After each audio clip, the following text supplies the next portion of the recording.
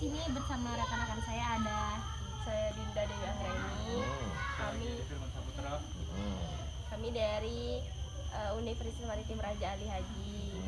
Nah, di sini kami ingin mewawancari Bapak mengenai Padang Lamun yang ada di sini. Boleh. Nah, jadi kan Pak, setelah kami melihat adanya Padang Lamun di laut dan di sekitaran sini, nah itu penyebab terjadinya Padang Lamun tersebut bagaimana ya Pak? Ya itu kan kalau terjadi itu kan alami ya. Jadi memang kalau dilihat dari pantai-pantai yang lain ini memang beda. Kalau yang pantai lain macam kayak Balerang atau Tanjung Pinggir, itu kan laut lepas nih. Jadi dikatakan Tanjung, bukan laut lepas, jadi Tanjung dia. Jadi beda antara laut lepas dengan Tanjung. Tapi sama sih, masih namanya laut ya. Kalau timbulnya apa tadi namanya? Timbul apa? Padang Lamu ya. Padang Lamu awalnya ini kan dari ceritanya ini kan dari timbunan ini. Dari timbunan sebelumnya kan kita mau bikin pantai, jadi waktu itu kan masih belum ada pasirnya, masih banyak batu-batuan. Jadi manajemen yang lama dulu yang tahun 90-an ditimbun lah ini apa nih pinggir pantai ini. Jadi itu pasir-pasir yang terletak di pinggir itu penimbunan ya Pak? Ya, penimbunan betul. Waktu itu emang banyak ceritanya ya. Di pantai kita dulu ini kerikil, banyak batu-batu kerikil. Jadi pasirnya nggak ada. Karena ini kan kalau di laut-laut yang lepas kan biasanya kan pasir itu kan alami kan, diambil dari laut kan. Dia kan datang sendiri keluar alami kan. Tapi kalau di pantai kita ini kan Tanjung ini kan nggak ada yang namanya istilahnya apa tuh pergerakan kayak pasir itu nggak ada. Jadi untuk menarik minat dari masyarakat kan kalau pantai nggak ada pasirnya kan nggak bagus juga. Jadi makanya manajemen yang lama dulu ditimbunlah pasir ini dengan timbunan. Tapi waktu itu kan macam-macam timbunannya, bukan hanya pasir doang. Jadi ada tanah hitamnya juga, ada entah apalah yang itu yang namanya itu kan. Jadi setelah ditimbun beberapa sekian tahun, mungkin udah jaraknya kalau sekarang kan udah puluhan tahun ya, 20 tahun lah itu baru timbun itu namanya. Berarti ada dampaknya ya Pak buat lingkungannya, itu ada dampak negatifnya ya Pak? Ya istilahnya itu kan apa, kalau dilihat dari kalau ada ke misalkan kalau yang paling kalau lepas di Barelang itu dari jembatan 1 sampai jembatan lain itu kan pasti nggak ketemu namanya benda ini ya. Kalau ke misalkan pantai Melayu atau pantai Melur itu kan kalau udah surut ya udah langsung laut lepas saja kan, nggak ada yang namanya ini nih, karena mereka emang lautnya emang laut lepas, nggak ada timbunan-timbunan macam kayak di pantai kita.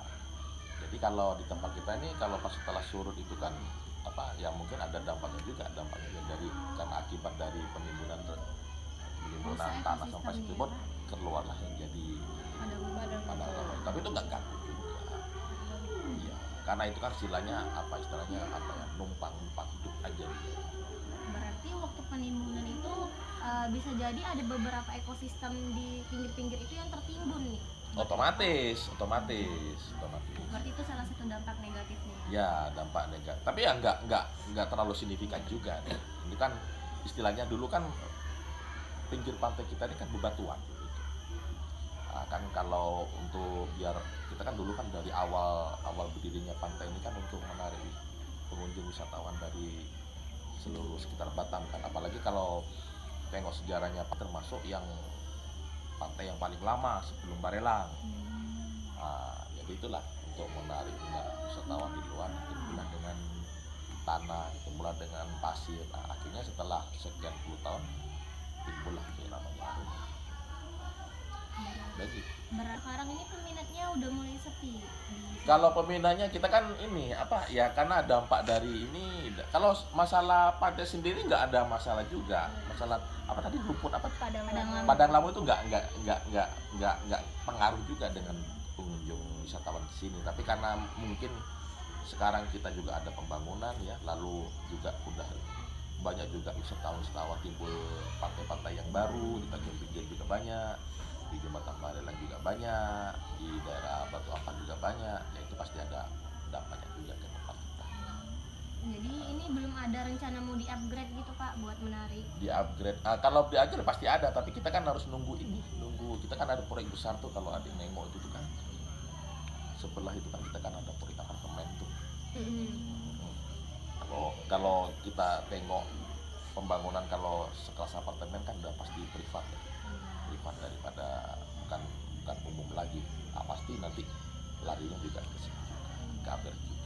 Tapi nanti di jalan ke depannya apakah ini pantai masih mau dipakai untuk umum atau untuk privat daripada apartemen sendiri kita belum tahu.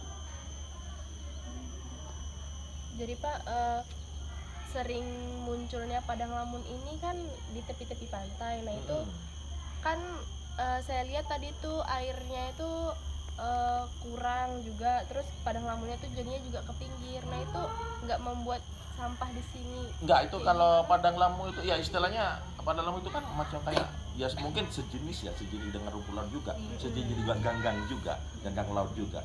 Ya itu kan kalau istilahnya kalau apa ya istilahnya macam kayak dia tuh biodata laut budidaya laut juga ya. Kalau tuh mereka tuh istilahnya udah nggak berproduksi lagi istilahnya dalam artinya udah mati gitu kan, nggak hidup lagi. Nah dia tuh nanti tuh ini terdampar juga ke pantai itu macam kayak panjang-panjang gitu kan bentuknya kan macam kayak rumput laut gitu. Iya kayak ilalang gitu, tapi dia lembut dia, tapi itu banyak. Itu kalau udah keluar udah surut, udah mati itu kan nggak hidup lagi. Itu kan kayak ganggang juga sih, itu udah masih dalam satu ekosistem juga. Nah, itu pasti ke pinggir laut tuh. Nah itu sampah juga ujung-ujungnya. Ya, tetap harus kita bersihkan juga. Kalau nggak dibersihkan ya nggak bagus juga. Berarti Pak, jadi kalau misalkan banyak padang lamun itu dibersihkan dari pihak ini? Iya, harus tetap dibersihkan karena ganggu pemandangan juga kan. And nothing pleased me more than you. Oh.